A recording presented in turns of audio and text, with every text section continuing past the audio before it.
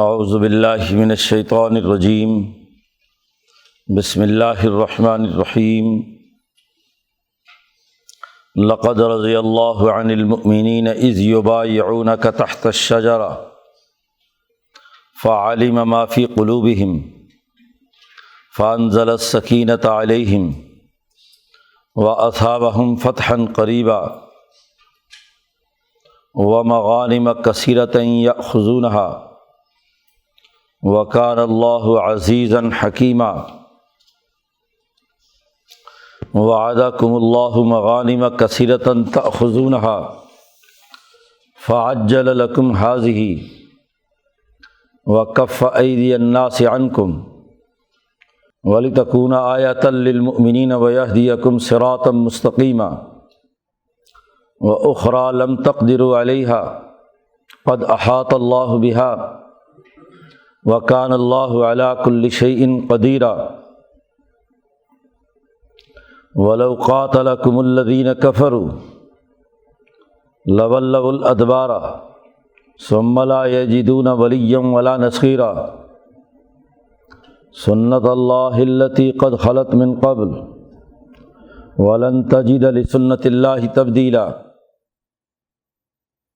وَهُوَ الَّذِي كَفَّ أَيْدِيَهُمْ عَنكُمْ وَأَيْدِيَكُمْ عَنْهُمْ بِبَطْنِ مَكَّةَ مِن بَعْدِ أَنْ أَظْفَرَكُمْ عَلَيْهِمْ وَكَانَ اللَّهُ بِمَا تَعْمَلُونَ بَصِيرًا هُمُ الَّذِينَ كَفَرُوا وَصَدُّوكُمْ عَنِ الْمَسْجِدِ الْحَرَامِ وَالْهَدْيَ مَعْكُوفًا أَن يَبْلُغَ مَحِلَّهُ وَلَوْلَا رِجَالٌ مُّؤْمِنُونَ وَنِسَاءٌ مُّؤْمِنَاتٌ لَّمْ تَعْلَمُوهُمْ أَن تَطَئُوهُمْ فَتُصِيبَكُم مِّنْهُم مَّعَرَّةٌ بِغَيْرِ عِلْمٍ لِيُدْخِلَ اللَّهُ فِي رَحْمَتِهِ مَن يَشَاءُ لَوْ تَزَيَّلُوا لَعَذَّبْنَا الَّذِينَ كَفَرُوا مِنْهُمْ عَذَابًا أَلِيمًا إِذْ جَعَلَ الَّذِينَ كَفَرُوا فِي قُلُوبِهِمُ الْحَمِيَّةَ حَمِيَّةَ الْجَاهِلِيَّةِ فَأَنزَلَ اللَّهُ سَكِينَتَهُ عَلَىٰ رَسُولِهِ وَعَلَى الْمُؤْمِنِينَ وَأَلْزَمَهُمْ كَلِمَةَ التَّقْوَىٰ وَكَانُوا أَحَقَّ بِهَا وَأَهْلَهَا وَكَانَ اللَّهُ بِكُلِّ شَيْءٍ عَلِيمًا صدق اللہ العظیم۔ یہ سورۃ الفتح کا تیسرا رکوع ہے۔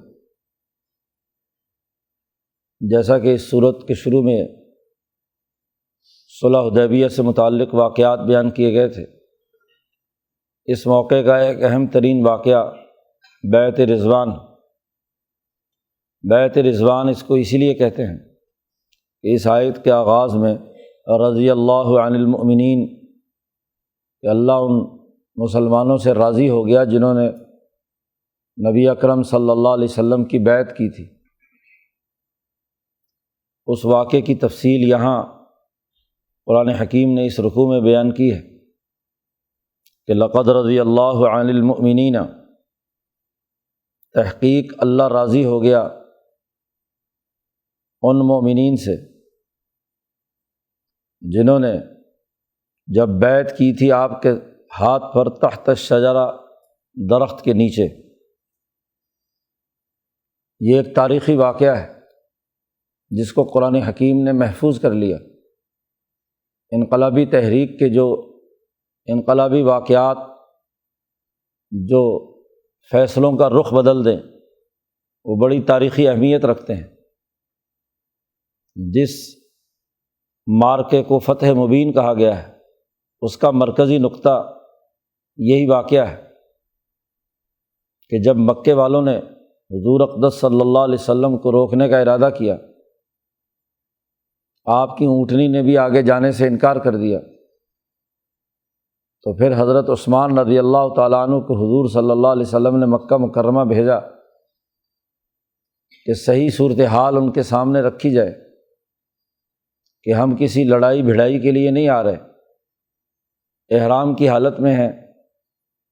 اور احرام امن کی علامت۔ خانہ کعبہ جو بیت اللہ الحرام حضرت ابراہیم علیہ السلام نے بنایا تھا،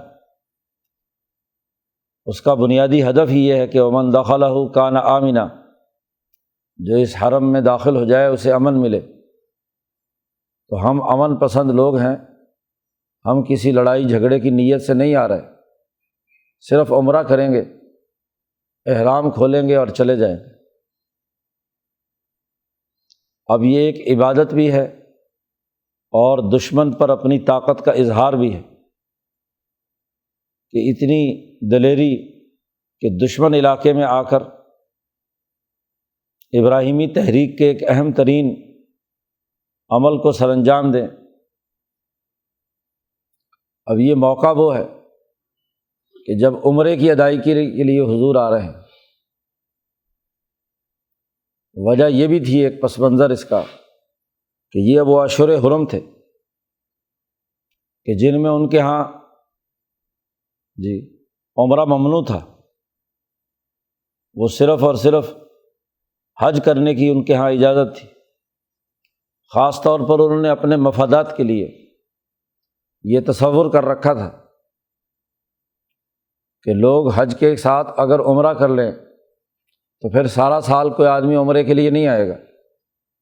تو ان کی منڈیاں سونی ہو جائیں گی، کاروبار ٹھپ ہو جائے گا۔ تو سارا سال کاروبار چلانے کے لیے مکے کے سرداروں نے یہ طے کر رکھا تھا کہ حج کے موسم میں کوئی آدمی عمرہ نہیں کرے گا۔ اس لیے ان کے ہاں قانون تھا کہ سفر مکمل ہونے کے بعد عمرہ کھولا جاتا تھا، کہ سفر تک حج کی سرگرمی رہتی ہے، اور پھر ربیع الاول سے لے کر رمضان تک یہ اگلے 6-7 مہینے جو ہیں اس میں عمرے کی اجازت تھی۔ اب نبی اکرم صلی اللہ علیہ وسلم اس عمرے کی نیت سے وہاں پہنچ گئے احرام باندھ کر۔ تو یہ بات واضح کرنے کے لیے کہ ہم اللہ کے حکم کے مطابق عمرہ کرنے آئے ہیں، لڑائی مقصد نہیں ہے۔ حضرت عثمان رضی اللہ تعالیٰ عنہ کو حضور اقدس صلی اللہ علیہ وسلم نے مکہ بھیجا۔ اب دشمن قیادت بنو امیہ کے ہاتھ میں تھی، یعنی ابو سفیان اس کے سربراہ تھے۔ تو حکمت عملی کا تقاضا یہ تھا کہ حضور کی طرف سے بھی جو نمائندہ جائے وہ بھی اموی ہو، تاکہ برابر کی بات چیت اور معاملات طے پائیں، جھگڑے کی بات نہ ہو۔ بنو ہاشم میں سے کسی کو بھیجتے تو ضرور کوئی نہ کوئی اختلافی معاملہ سامنے آتا۔ حضرت عثمان تشریف لے گئے، بات چیت کی۔ حضور صلی اللہ علیہ وسلم نے حضرت عثمان سے کہا تھا کہ مکہ میں مسلمان موجود ہیں جنہوں نے اپنی کمزوری کی وجہ سے ایمان چھپا رکھے ہیں، تو ان کو جا کر تسلی دینا، جیسا کہ آگے آ رہا ہے قرآن حکیم نے ذکر کیا کہ ہم نے لڑائی آپ کی اس لیے نہیں کروائی مکہ میں کہ مکہ میں بہت سارے مسلمان مرد اور عورتیں تھیں۔ روایات کے مطابق تو خود حضور کے چچا عباس بھی حقیقت میں ایمان لا چکے تھے، لیکن حالات و واقعات ایسے تھے کہ وہ اپنا اظہار اسلام وہاں نہیں کر پاتے تھے۔ غزوہ بدر کے موقع پر بھی حضور صلی اللہ علیہ وسلم نے فرمایا تھا حضرت عباس ہی کے بارے میں اور بنو ہاشم کے باقی خاندان کے بارے میں، وہ تو ان کی سیاسی حیثیت اور مذہبی حیثیت کی وجہ سے ان کو مکے والے کچھ کہہ نہیں سکتے تھے۔ خاندان کی جو سیاست تھی قدیم زمانے سے، عبد المطلب کے زمانے سے چلی آ رہی تھی، تو اس کی وجہ سے کچھ کہہ نہیں پاتے تھے، لیکن مسلمان تھے۔ تو انہیں تسلی دینے کے لیے بھی حضرت عثمان مکہ مکرمہ میں مختلف علاقوں میں گھومے پھرے، تو انہوں نے دیکھا کہ یہ تو سیاسی ملاقاتیں کر رہے ہیں، تو یہ صرف سفیر بن کر نہیں آئے، ساتھ ہی جو ان کے اپنے جاننے والے ہیں یا جو مسلمان ہو چکے ہیں ان سے ملاقاتیں جاری ہیں۔ انہوں نے حضرت عثمان کو روک لیا۔ اس کی خبر حضور صلی اللہ علیہ وسلم کے پاس پہنچی، اور اس انداز میں پہنچی کہ مکے والوں نے حضرت عثمان کو شہید کر دیا۔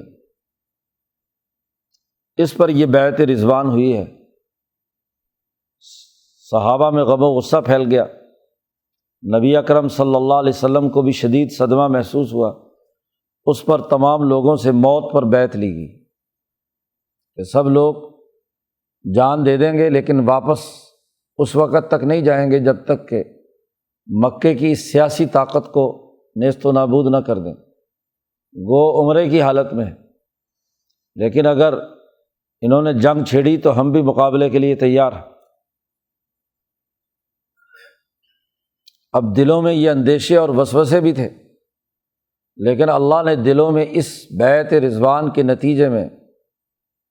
ایسا اعتماد، سکون اور حوصلہ عطا کیا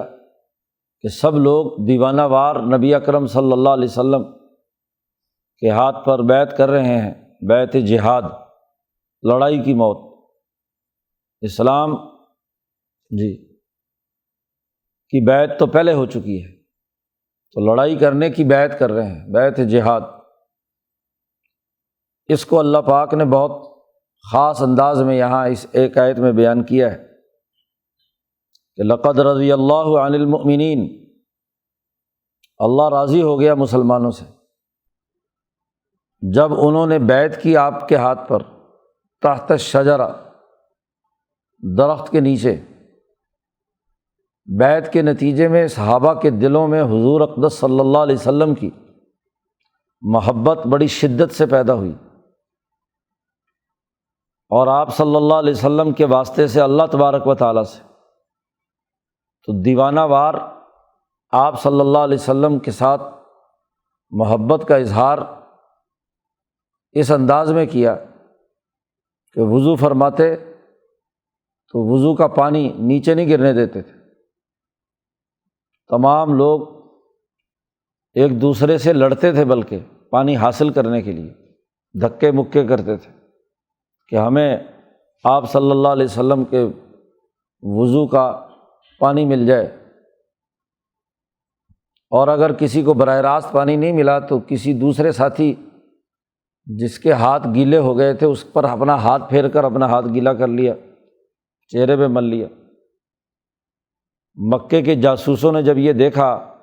کہ محمد صلی اللہ علیہ وسلم اکیلے نہیں ہیں، یہ عام فوجیوں کی طرح نہیں ہے، یہ تو عشق اور محبت میں ڈوبے ہوئے ہیں، حضور صلی اللہ علیہ وسلم کے لیے جان قربان کرنے کے لیے بھی تیار ہے، تو خوف پیدا ہوا، رعب پیدا ہوا دشمن پر۔ قرآن حکیم کہتا فعلم ما فی قلوبہم، اللہ نے جان لیا جو ان کے دلوں میں ہے۔ یہ تو حضرت عثمان کے بدلے کے خیال سے بیعت کر رہے ہیں، اور دلوں میں اگرچہ وسوسے اور خیالات، کیونکہ عمرے کا احرام باندھا ہوا ہے، ادھر سے جہاد اور لڑائی کی بیعت کر رہے ہیں، تو اللہ نے یہ بات جان لی۔ فَأَنزَلَ السَّكِينَةَ عَلَيْهِمْ، تو اللہ نے ان کے اوپر سکینہ نازل کی۔ انسان کی روح جب ملأ اعلیٰ کے ساتھ جڑتی ہے تو اس میں ایک خاص قسم کی اطمینان اور سکون کی کیفیت طاری ہوتی ہے۔ اس سے پہلے جو وسوسے اور اندیشے تھے وہ ان کی بہیمیت پر اثر انداز تھے، حیوانیت خطرات کا احساس کرتی ہے، خطرات کے احساسات کا تعلق ان کی بہیمیت سے تھا، لیکن جب ان کی ملکیت، روح ملکوتی ملأ اعلیٰ کے ساتھ جڑی اور اللہ نے ان کے اس عزم اور ارادے کی قدر کرتے ہوئے ان کے اوپر اطمینان و سکون نازل کیا، تو ان کی سارے وسوسہ ہے دور دراز ختم ہو گئے، تمام اندیشے ختم، یکسو ہو گئے۔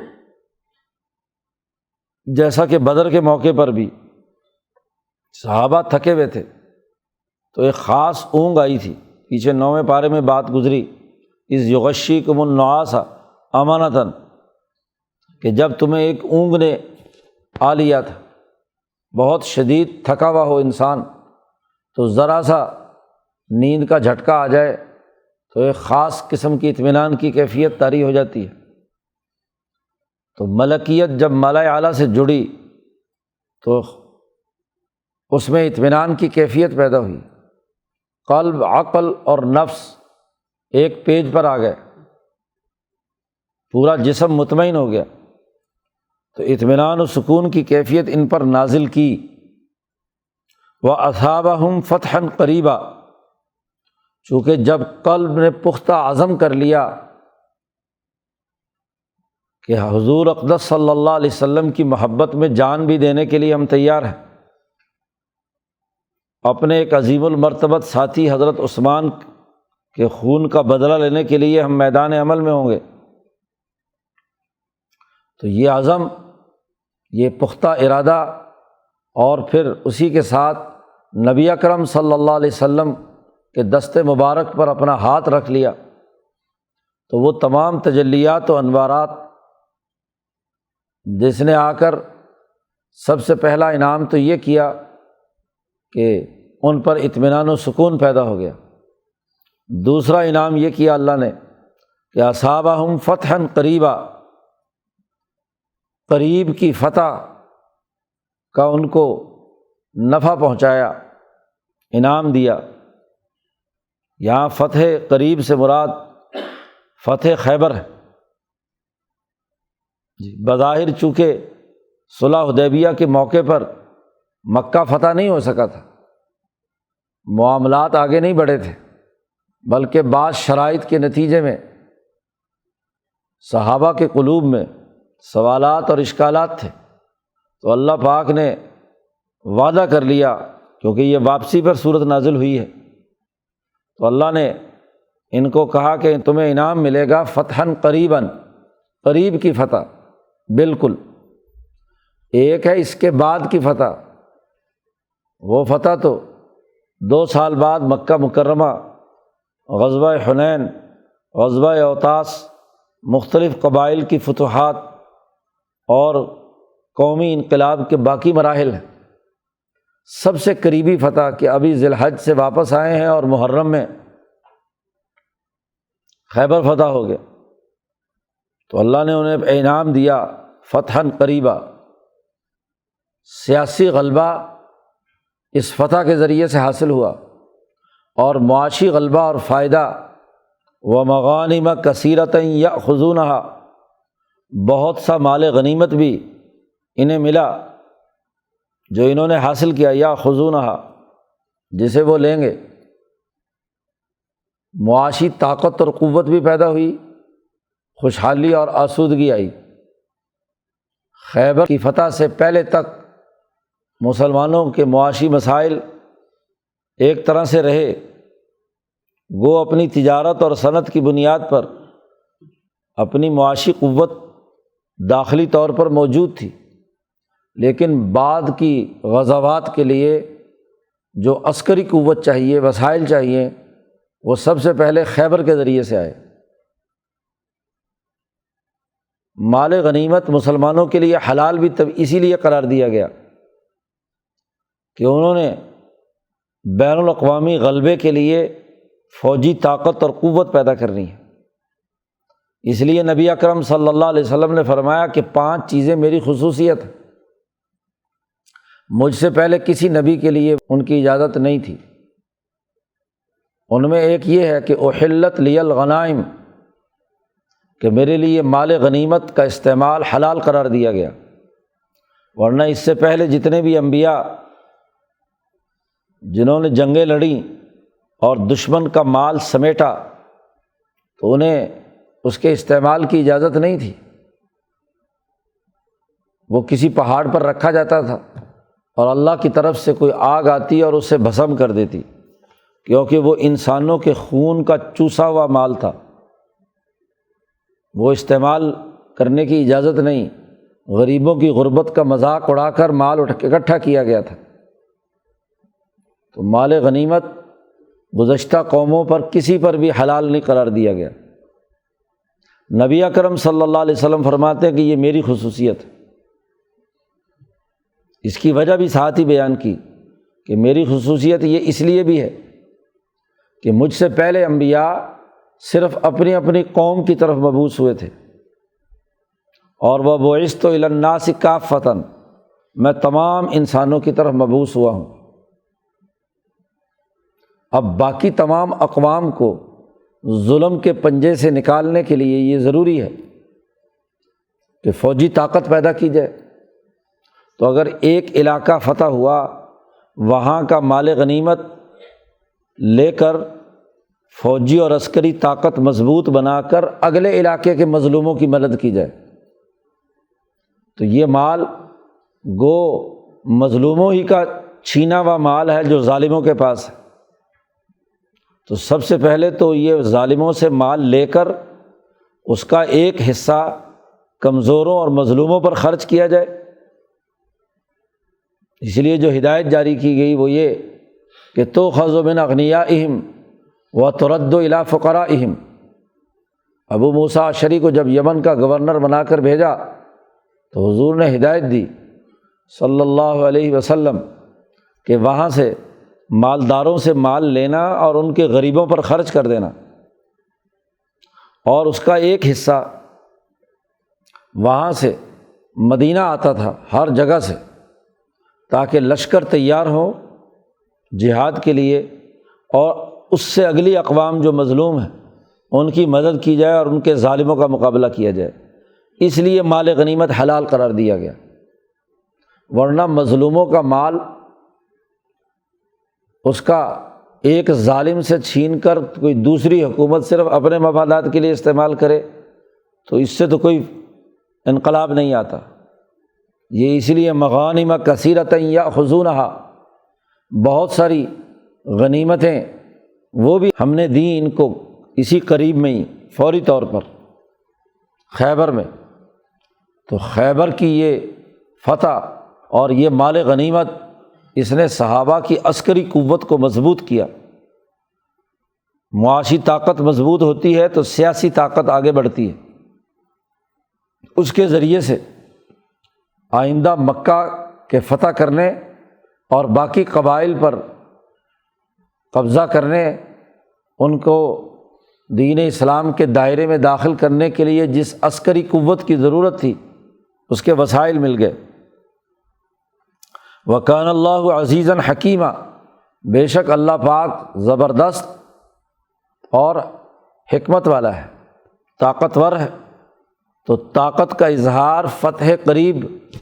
اور حکمت کے اصول پر یہ مال تمہیں دیا گیا ہے۔ معاشی طاقت حکمت کے اصول پر، حکمت عملی کے طور پر دیا گیا ہے، اور فتح وہ اللہ کی زبردست طاقت اور قوت کا مظہر ہے۔ تو اس لیے تمہیں یہ انعام دیا گیا ہے، دلوں کو تسلی دی، اور یہ تو ابھی قریب کی فتح ہے اور قریب کا مال غنیمت۔ اللہ کہتے ہیں وعدکم اللہ مغانم کثیرۃ، اللہ نے تم سے وعدہ کیا ہے کہ اس کے بعد اور بہت مال آئے گا، مغانم کثیرۃ، مال غنیمت اب کثرت سے آئے گا، تاخذونھا، جسے تم لوگے۔ فعجل لکم ھذہ، یہ خیبر کی فتح کی غنیمت تمہارے لیے جلدی دے دی، اور وکف ایدی الناس عنکم، اور مکے والوں کا ہاتھ تم سے روک دیا۔ اس وقت اگر مکے والوں سے لڑائی ہوتی بھی تو مکے سے کوئی مال غنیمت نہیں ملنا تھا، کیونکہ یہ تو کنگلے ہو چکے تھے، غربت اور بھوک کا عالم تھا مکہ میں۔ اس لیے جب قحط پڑا اور ان کی گندم ثمامہ ابن آسال نے روک لی تو ابو سفیان کو باقاعدہ سفر کر کے حضور کے پاس آ کر درخواست کرنی پڑی کہ یہ غربت اور قحط سے آپ کے بھتیجے بھانجے فوت ہو رہے ہیں، غربت کی حالت ہے، آپ کچھ مدد کریں، اور ثمامہ سے کہیں کہ ہماری گندم نہ روکے۔ تو ان کے پاس تو کچھ نہیں تھا، لیکن لڑائی میں تو بہرحال یہ مکے کے سردار دلیر تھے، مقابلہ کرنا ان کے لیے کیا ہے، سیاسی طور پر آسان تھا۔ جبکہ خیبر کے یہودی ایک تو تعداد میں تھوڑے، دوسرا سب کاروباری لوگ، بزدل، مفاد پرست، تو اس کی فتح کرنا آسان تھا،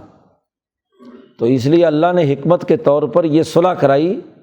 اس وقت مکے والوں پر حملہ مناسب نہیں، اس لیے ان کے ہاتھوں کو تم سے روکا، اور آگے آ رہا ہے کہ تمہارے ہاتھوں کو ان سے روکا۔ یہ سب اس لیے کیا کہ وَلِتَكُونَ آیَةً لِّلْمُؤْمِنِينَ، تاکہ یہ ایک نمونہ ہو مسلمانوں کے لیے، ایک نشانی بن جائے، اللہ کی طرف سے ایک انعام کا واقعہ، نمونے کا واقعہ ان کے سامنے آ جائے، اور وَيَهْدِيَكُمْ صِرَاطًا مُسْتَقِيمًا، اور تمہیں سیدھے راستے پر چلائے۔ اور سیدھا راستہ بنیادی طور پر یہ ہے کہ لڑائی مقصد نہیں ہے، مقصد تو انسانیت کے لیے کردار ادا کرنا ہے، ظلم کا خاتمہ ہے، عدل قائم کرنا ہے، انسانوں کو اللہ سے جوڑنا ہے، خدا پرستی اور انسانیت دوستی ہے۔ وَأُخْرَىٰ لَمْ تَقْدِرُوا عَلَيْهَا قَدْ أَحَاطَ اللَّهُ بِهَا، اس کے بعد ایک اور فتح بھی آنی ہے، اخرى، جو ابھی تمہاری قدرت میں نہیں ہے، تمہارے بس میں نہیں ہے کہ تم اسے حاصل کرو، لیکن اللہ کے قبضے میں ہے۔ قد احاط اللہ بہا، اللہ نے اس کا احاطہ کیا ہوا ہے۔ یہ خیبر کی فتح تو عجل لکم، تمہارے لیے جلدی میں انعام کا طور پر دیا گیا ہے، ایک اور فتح سامنے آنے والی ہے، اور وہ فتح مکہ ہے کہ جو ابھی تو تمہاری قدرت میں نہیں ہے، صلح ہو چکی ہے، 10 سال کا معاہدہ ہے،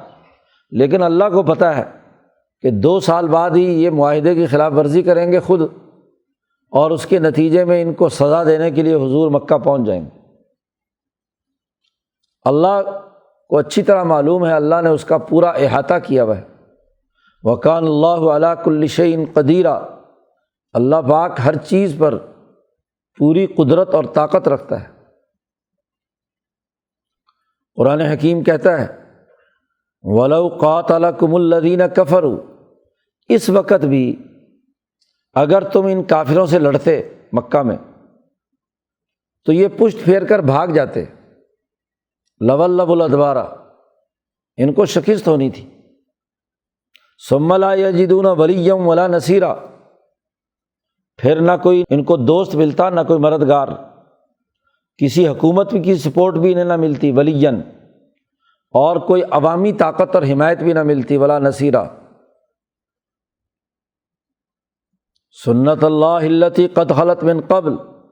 یہ اللہ کا طریقہ پہلے سے جاری ہے کہ جو اللہ کی جماعت ہوتی ہے، جب اس کا ٹکراؤ دشمن سے ہے تو وہ غالب آتی ہے، اور باقی تمام طاقتیں اس کے سامنے ڈھیر ہو جاتی ہیں۔ وَلَن تَجِدَ لِسُنَّتِ اللَّهِ تَبْدِيلًا، اور آپ اللہ کی طریقہ کار اور سنت میں کوئی تبدیلی نہیں پائیں گے۔ آج بھی یہی ہونا تھا، لیکن جنگ کیوں نہیں کروائی، اس کی وجہ بیان کیا گیا۔ وَهُوَ الَّذِي كَفَّ أَيْدِيَهُمْ عَنْكُمْ، اللہ وہ ذات ہے جس نے ان کا ہاتھ روکے رکھا تم سے کہ وہ تم پر حملہ آور نہیں ہوئے۔ ایک آدھ جھڑپ ہوئی تھی کہ جب وہ مکے کے سرداروں نے یہ سوچا کہ خفیہ طور پر جا کر نعوذ باللہ نبی اکرم صلی اللہ علیہ وسلم کو شہید کر دیا جائے، تو وہ ارد گرد منڈلا رہے تھے، تو صحابہ کی جماعت جو پہرے پر تھی انہوں نے انہیں گرفتار کر لیا، پکڑ کر حضور صلی اللہ علیہ وسلم کے پاس آ گئے۔ آپ صلی اللہ علیہ وسلم نے بتلایا کہ یہ اس ارادے سے آئے تھے، لیکن آپ نے بلند حوصلگی کے ساتھ انہیں معاف کر دیا، جاؤ، کیونکہ اگر یہاں ان کو قتل کیا جائے تو پھر تو جنگ چھڑ جائے گی، اور وہ بھی حرم کے اندر، تو ابھی جنگ چھیڑنے کا موقع نہیں ہے، اس لیے معاف کر کے واپس بھیج دیا۔ اس پر بھی ان پر رعب پیدا ہوا، کیونکہ یہ بات بڑی واضح سی ہے کہ اپنا شکار قابو آنے کے بعد چھوڑتا وہی ہے جس کو یہ یقین ہو کہ یہ بھاگ کر جائے گا کہاں۔ شیر جب شکار کر لیتا ہے تو بسا اوقات اس سے کھیلتا ہے، چھوڑ دیتا ہے، ہاں بھی چل دوڑ، کہاں تک بھاگے گا۔ کمزور آدمی کی قابو میں شکار آ جائے تو اسے پتہ ہے کہ دوبارہ مجھ سے پکڑا وہ کبھی بھی نہیں چھوڑتا۔ تو یہ سیاسی حکمت عملی بھی تھی نبی اکرم صلی اللہ علیہ وسلم کی کہ دشمن کے لوگ قابو آ گئے، باوجود قابو آنے کے آپ نے رہا کر دیا، جاؤ۔ جنگی اصول کے مطابق تو اس طرح کا جو چھاپا مار دستہ ہوتا ہے اس کو کوئی بھی نہیں چھوڑتا، خطرناک بات ہوتی ہے، لیکن آپ صلی اللہ علیہ وسلم نے اسے رہا کیا تو ان پر رعب پیدا ہو گیا، تو آپ کے ہاتھ ان سے روک لیے۔ ایدیکم عنہم ببطن مکہ تھا، بالکل مکہ کے بیچ میں، حدیبیہ اور مکہ کے درمیان معاملہ تھا، تو گویا کہ مکہ ہی تھا، کوئی زیادہ فاصلہ تو ہے نہیں شمیسیہ کا مکہ سے۔ من بعد ان اظفرکم علیہم، اس کے بعد کہ تمہیں ان پر قابو دے دیا تھا، ان کا وہ دستہ گرفتار ہو کر آ گیا تھا، تمہاری گرفت میں تھے، اور جنگی اصول پر تم ان کے ساتھ جو سلوک بھی کرنا چاہتے کر سکتے تھے، لیکن اللہ نے ہاتھ روکے رکھا، تمہارا بھی روک دیا ان سے اور ان کا ہاتھ روک دیا تم سے۔ وَكَانَ اللَّهُ بِمَا تَعْمَلُونَ بَصِيرًا، اللہ پاک جو تم عمل کر رہے ہو اس کو اچھی طرح دیکھ رہا ہے، اس کی نگرانی ہے۔ اب ہاتھ کیوں روکا، جنگ کیوں نہیں ہوئی، اس کی کچھ وجوہات ہیں۔ یہ بات تو طے شدہ ہے کہ یہ کافر لوگ،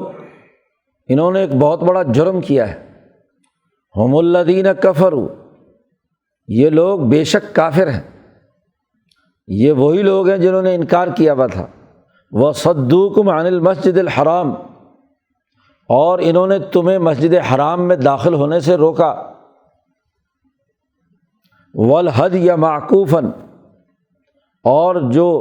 حرم کعبہ کے لیے قربانی کے جانور لائے گئے تھے ہدی کی صورت میں، ان کو بھی روک دیا، حالانکہ وہ تو اللہ کے نام پر حرم میں ذبح ہونی تھی۔ کبھی ابراہیم علیہ السلام سے لے کر اب تک کسی انسان کی ہدی کو رد نہیں کیا گیا، اور نہ ہی مسجد حرام میں آنے سے کسی کو روکا گیا۔ مکہ کی حکومت کی تو ذمہ داری یہ تھی کہ ابراہیم علیہ السلام کی سنت پر لوگوں میں اعلان کرے کہ وہ حج اور عمرے کے لیے اور قربانی لے کر یہاں پر آئیں،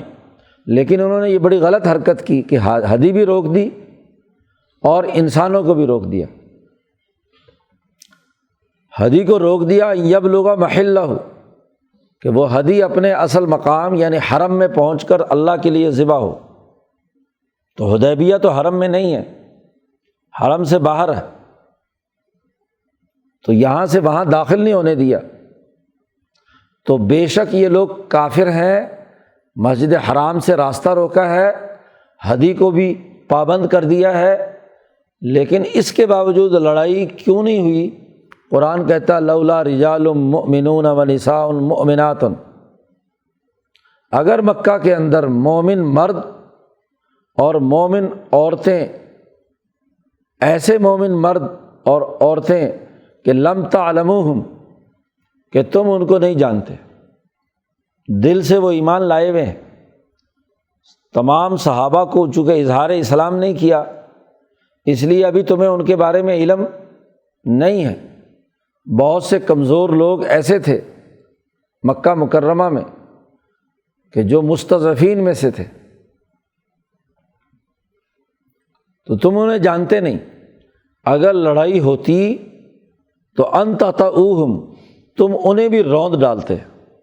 کیونکہ جب جنگ ہوتی ہے تو پھر دشمن کے علاقے میں جو بھی ہو وہ سب کے سب اس جنگ کے اثرات محسوس کرتے ہیں، ان کو وہ بلکہ ڈھال کے طور پر استعمال کرتے، کیونکہ مسلمان جو ہو چکے ہیں ان کے علم میں تو ہے، اور وہ ان کو تمہارے سامنے لا کر کھڑا کریں گے ڈھال کے طور پر، تو تمہیں پتہ نہیں ہوگا کہ یہ مسلمان ہے، تو تمہاری تلواروں اور نیزوں سے تمہارے اپنے مسلمان کیا ہیں، قتل ہو جاتے۔ اس لیے یہ جنگ نہیں ہونے دی۔ لولا رجال مؤمنون ونساء مؤمنات لم تعلموهم ان تطؤوهم فتصیبکم منہم معرہ بغیر علم، تو تمہیں بغیر علم کے، لا علمی میں ایک بہت بڑی خرابی پہنچتی کہ تمہاری جماعت کا حصہ انسانوں میں سے مظلوم اور کمزور لوگ مکہ میں موجود ہیں، اور تمہاری اس جنگ کے نتیجے میں وہ نقصان میں جاتے، تو اس لیے نہیں جنگ ہونے دی۔ اور پھر ایک اور وجہ بھی ہے، یہ جنگ اس لیے بھی نہیں ہونے دی، صلح حدیبیہ کے موقع پر صلح ضروری اس لیے بھی ہوئی کہ اللہ پاک ان سرداروں میں سے بھی جو صحیح سمجھدار، جن کی قسمت میں ایمان اور اسلام ہے، وہ اسلام میں داخل ہو جائیں، کیونکہ اس وقت تو وہ ضد بازی میں ہے، لیکن جب صلح ہوگی تو ٹھنڈے دل سے انہیں سوچنے کا موقع ملے گا۔ خالد بن ولید جیسا دلیر آدمی اگر طبل جنگ بج جائے اور پھر خالد سے کہا جائے کہ تو مسلمان ہو جا، تو وہ اپنی غیرت اور دلیری کی وجہ سے وہ کبھی بھی یہ بات قبول، تو تلوار کی نوک پر وہ کبھی اسلام قبول نہیں کر سکتا، اس کی طبی ساخت ہی ایسی ہے۔ عمرو بن العاص رضی اللہ تعالیٰ عنہ، وہ بہادر دلیر سردار سیاستدان، تو وہ کبھی تلوار یا قتل کی بنیاد پر ڈر کر مسلمان ہو جائے، ایسا نہیں ہو سکتا۔ تو جب بھی جنگ کا اعلان اگر اس وقت ہوتا تو یہ عمرو بن العاص بھی دشمن کی طرف سے لڑتا، لیکن اس صلح کے نتیجے میں انہیں غور و فکر کا موقع ملا۔ تو اس لیے لیدخل اللہ فی رحمتہ من یشاء، اور اس لیے بھی جنگ نہیں ہوئی کہ اللہ چاہتا تھا کہ اپنی رحمت میں جسے چاہے داخل کر دے۔ پھر اس لڑائی میں ابو سفیان ان کے سپہ سالار، تو سپہ سالار جنگ سے کیسے بھاگ سکتا ہے؟ وہ بھی دلیر بہادر اور سیاسی طاقت رکھنے والا انسان، وہ تلوار کے نوک پر یا جنگ کی بنیاد پر ابو سفیان آ کر مسلمان ہو جائے تو ایسا نہیں ہو سکتا۔ تو اس کو بھی موقع ملنا چاہیے کہ وہ غور و فکر کریں۔ اب اسی صلح کے بعد ہی ابو سفیان کو موقع ملا ہے سوچنے سمجھنے کا۔ وہ واقعہ جو امام بخاری نے تفصیل سے پہلے ہی باب بدء الوحی میں نقل کیا ہے کہ اس صلح حدیبیہ کے بعد ابو سفیان تجارتی قافلے کے ساتھ شام گئے، اور اس وقت حضور صلی اللہ علیہ وسلم نے اس صلح کے بعد ہرقل کو خط لکھا تھا مسلمان ہونے کا۔ تو وہاں ہرقل نے ابو سفیان وہاں اعلان کیا کہ مکہ کا کوئی سردار اور کوئی قافلہ آیا ہوا ہو تو اسے لے کر آؤ۔ تو اس میں ابو سفیان اپنے وفد کے ساتھ اس طاقت کے سامنے پہنچے ہیں، ہرقل کے سامنے، اور وہاں جو مکالمہ ہوا ہے تو اس نے کہا دیکھو ٹھیک ٹھیک بات کرنا، میرے سے جھوٹ مت بولنا۔ پیچھے بندے کھڑے کر دیے اسی کے ساتھی، اور کہا کہ دیکھو اگر یہ تمہارا سردار جھوٹ بولے تو مجھے بتا دینا۔ ابو سفیان کہتے ہیں کہ اگر یہ میرے ساتھی پیچھے کھڑے نہ ہوتے اور مجھے یہ ڈر نہ ہوتا کہ کل کو مکہ جا کر یہ کہیں گے کہ ابو سفیان نے جھوٹ بولا، تو کہیں گے کہ یہ تو جھوٹا ہے، تو جھوٹے کی ساتھ کوئی کاروبار نہیں کرتا، کہ اگر یہ یہاں دربار میں جھوٹ بول سکتا ہے ہرقل کے، تو ہر جگہ جھوٹ بول سکتا ہے۔ تو اگر ایسی بات نہ ہوتی تو میں ضرور جھوٹ بولنے کی کوشش کرتا، لیکن ایسا نہیں ہو سکا۔ تو وہیں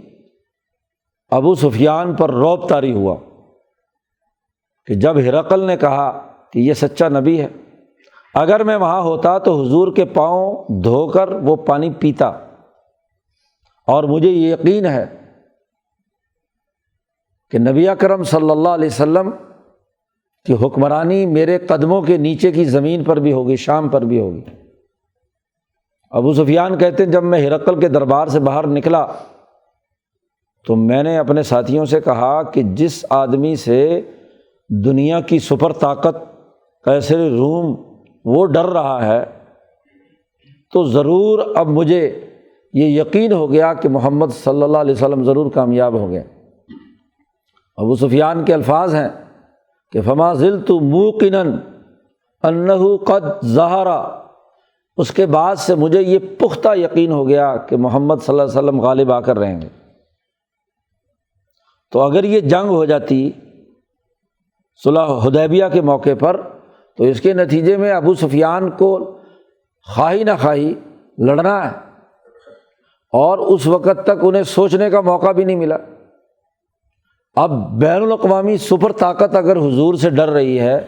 تو ابو سفیان نے کہا کہ ہم کیا مقابلہ کر پائیں گے۔ اسی لیے جب فتح مکہ پر حضور پہنچے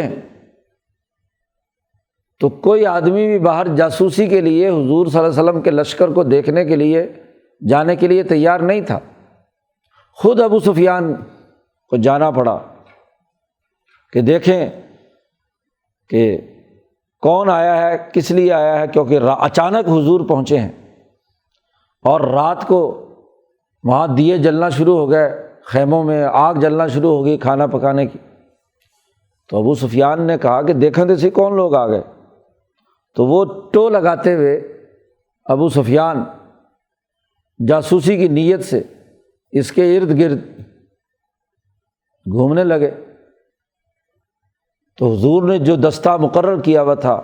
حفاظتی، ان کی گرفت میں آ گئے، ابو سفیان گرفتار کر لیے گئے، ہاتھ پشت کے پیچھے باندھ لیے اور گرفتار کر کے حضور کے پاس خیمے میں، جہاں ابو بکر صدیق، عمر فاروق، تمام بڑے بڑے حضرات موجود تھے، لا کر ہاتھ باندھ کر سامنے کھڑا کر دیا۔ ابو سفیان کہتے ہیں کہ میں سارے راستے سوچتا گیا کہ اب تو میری گردن کٹنی ہے،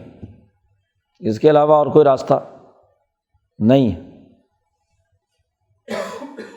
حضور کے سامنے پہنچے تو حضور نے فرمایا ہاتھ کھول دو، ان کے سردار ہے، ہاتھ کھول دو۔ ہاتھ کھول دیے۔ عمر فاروق نے کہا کہ یا رسول اللہ اس کی وجہ سے سارا فساد ہے، آپ مجھے اجازت دیں کہ میں اس کی گردن اتار دوں۔ تو حضور نے فرمایا ذرا ٹھہرو۔ بات چیت شروع ہوئی اور ابو سفیان چونکہ یقین تو پہلے سے کر چکے تھے، قیصر روم کے زمانے سے ہی جہاں ہرقل کی بات سن کر آئے تھے، تو ابو سفیان نے سرنڈر کرتے ہوئے اعلان کر دیا کلمہ طیبہ لا الہ الا اللہ محمد الرسول اللہ۔ حضرت عمر فاروق فرماتے ہیں کہ اے ابو سفیان، اس کلمے سے پہلے دنیا کا تو میرے نزدیک مبغوض ترین آدمی تھا، اور جیسے ہی تو نے کلمہ پڑھا ہے تو اب دنیا کا محبوب ترین آدمی ہو گیا۔ فوراً حضرت عمر نے سب سے پہلے ابو سفیان سے معانقہ کیا، ماتھا چوما۔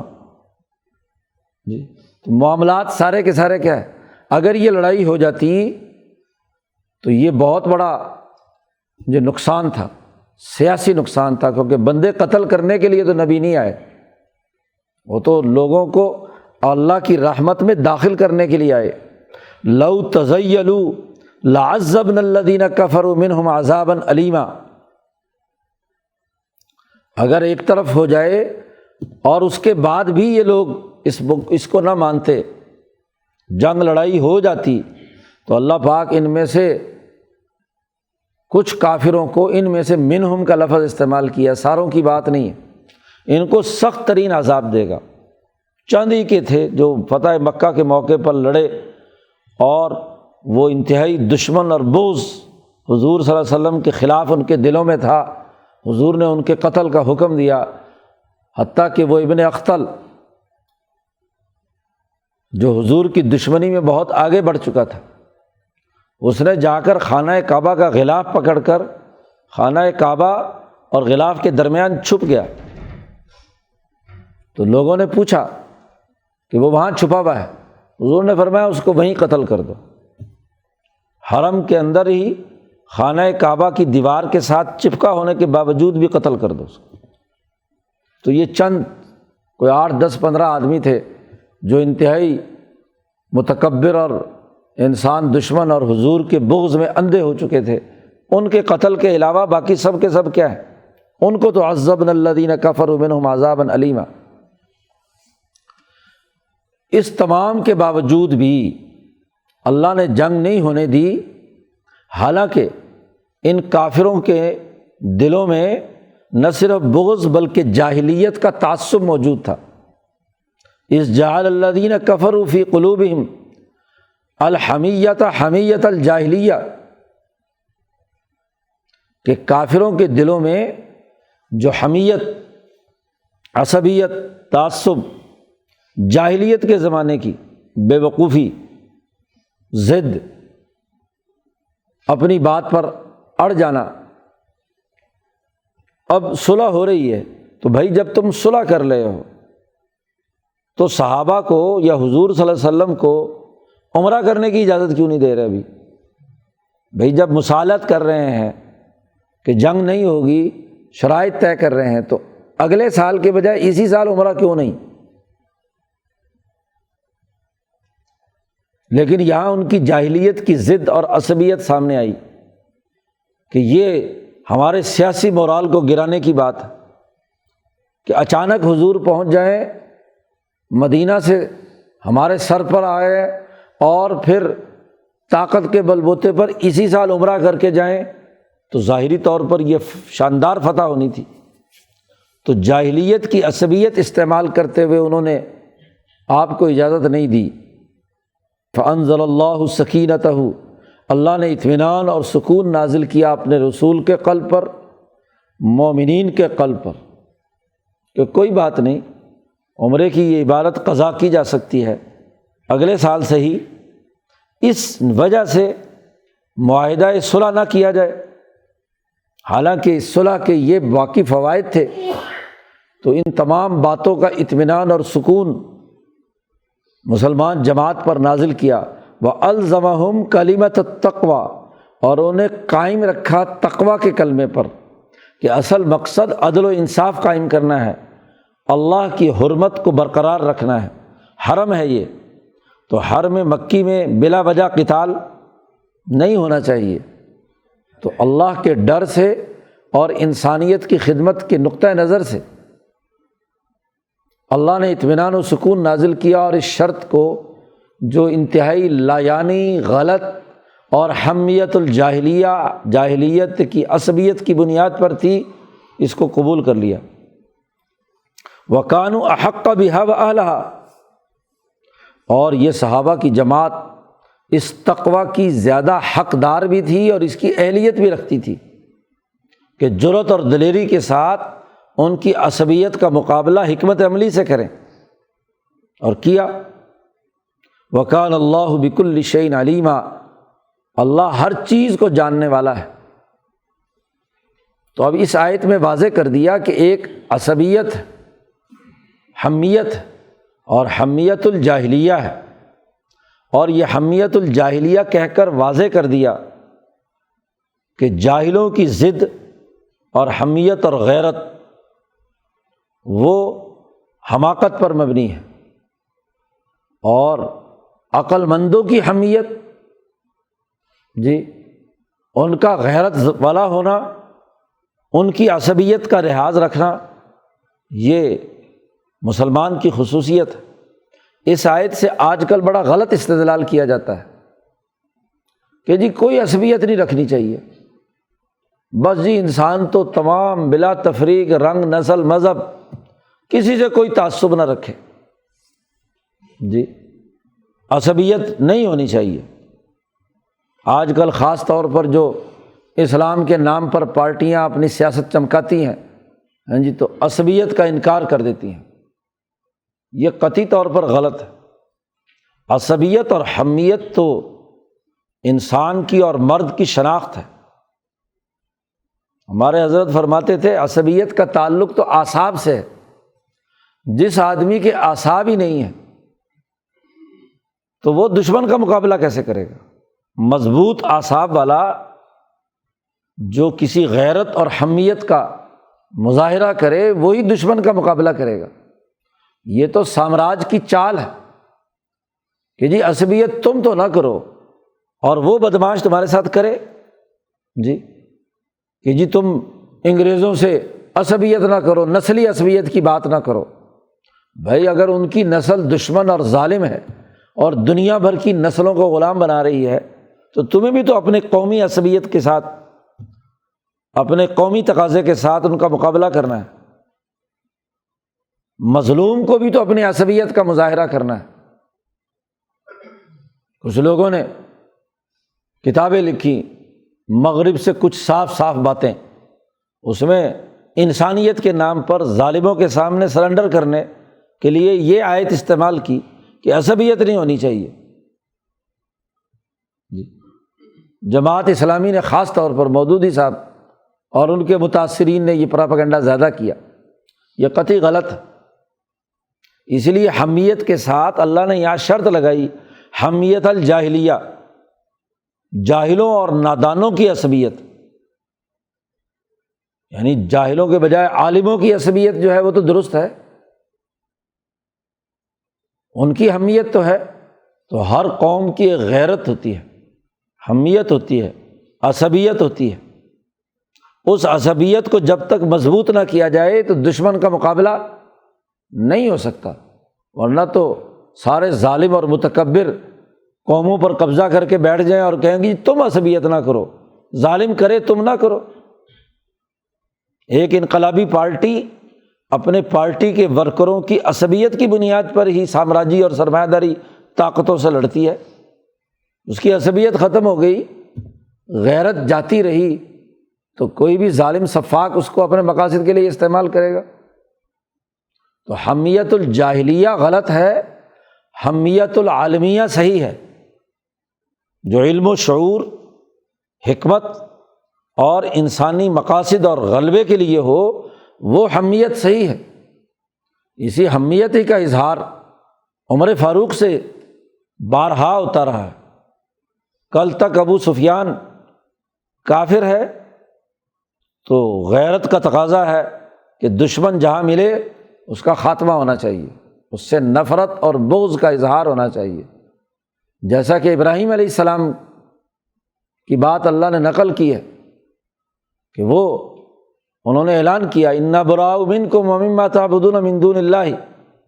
کفرنا بکم وبدا بیننا وبینکم العداوۃ والبغضاء، ہمارے اور تمہارے درمیان بغض و عداوت کا رشتہ ہے۔ لیکن جب وہی ابو سفیان مسلمان ہو گئے تو اب محبوب بن گئے۔ تو یہ اپنے نظریے کی عصبیت ہے، اپنی جماعت اور پارٹی کی عصبیت ہے کہ جیسے ہی وہ پارٹی کا حصہ بنے تو حالت بدل گئی۔ یہ عصبیت اور غیرت نہ ہو تو پھر بے غیرتی تو سوائے ذلت اور رسوائی کی اور کچھ نہیں ہوتی۔ تو اس آیت سے یہ استدلال غلط ہے۔ صحابہ کی اس پوری جدوجہد اور کوشش میں یہ بات واضح کر دی کہ اس انقلابی جماعت اللہ تبارک و تعالیٰ نے اس پر اطمینان و سکون نازل کر کے دشمن کے مقابلے کی صحیح سیاسی اور معاشی حکمت عملی اس جماعت کو عطا کی ہے۔ تو قومی انقلاب کے غلبے کی صورتحال واضح کر دی یہاں، اور بین الاقوامی انقلاب کا اشارہ پیچھے آ چکا ہے کہ آئندہ چل کر تمہیں دوسری قوم سے مقابلہ کرنا ہوگا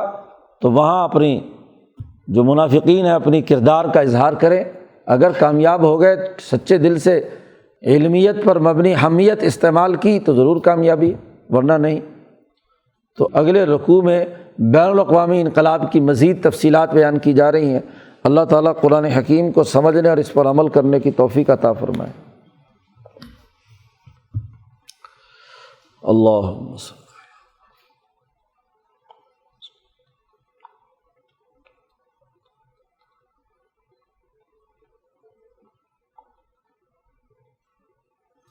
اجمعین۔